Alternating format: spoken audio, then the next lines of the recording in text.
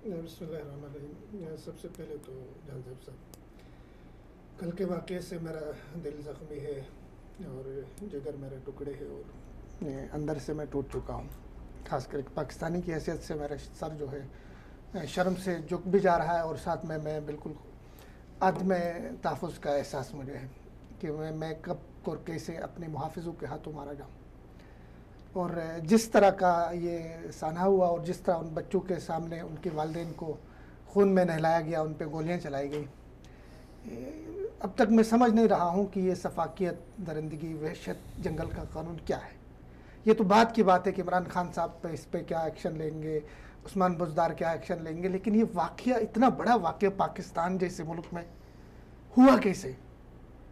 اور پوری قوم اس پہ بات کر رہی ہے، سوشل میڈیا پہ بات ہو رہی ہے، اور اتنی بڑی درندگی، وہ بچیاں اتنی سہمی ہوئی، اتنی وحشت میں، پہلے ان کو گاڑی میں چھوڑ کے گئے، ان پہ اٹیک ہوا ہے، ان پہ گولیاں ماری ہے، گاڑی میں ان کو چھوڑ کے گئے، بعد میں اٹھا کے ان کو لے جا کے ادھر کیا کہتے ہیں پمپ میں چھوڑا ہے، اسٹیشن میں چھوڑ کے گئے، بعد میں آیا ان کو اٹھایا ہسپتال لے کے گئے۔